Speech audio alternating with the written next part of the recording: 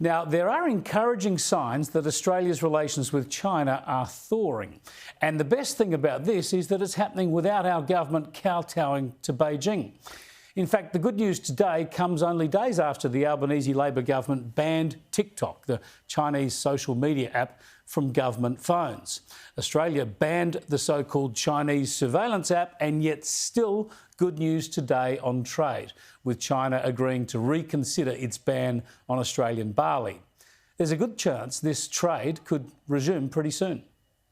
Obviously, stabilisation and the resolution of trade issues will take time.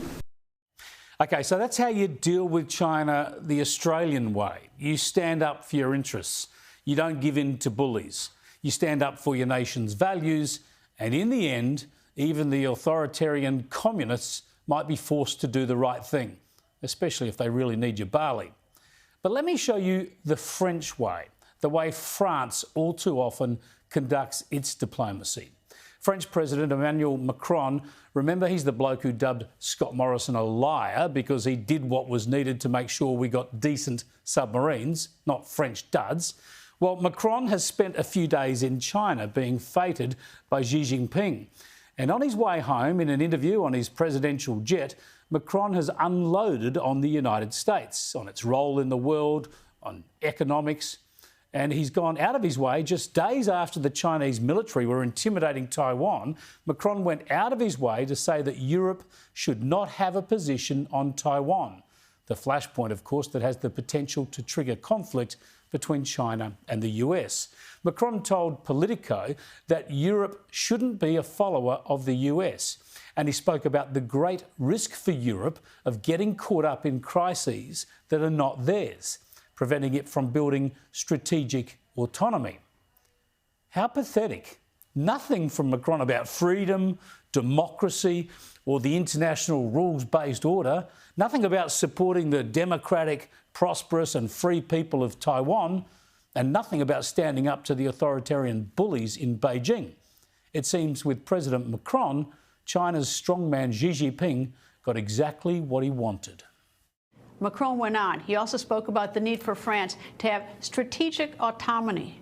Obviously, Xi got to Macron on that one, too. Strategic autonomy means France won't get involved in Taiwan should China invade Taiwan, which, of course, is a promise Xi was looking for as he makes his plans. You know, the irony here, that'd be hilarious if it wasn't so dangerous and sad, is that the Macron talked about the risk for Europe getting involved in someone else's crises, in the US's crises.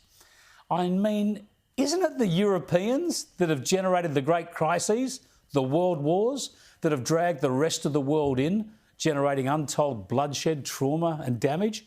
Didn't they drag us into their madness? And of course, it was the Americans who went in and saved Europe, saved the French twice over. Our own country, of course, sacrificed so much too.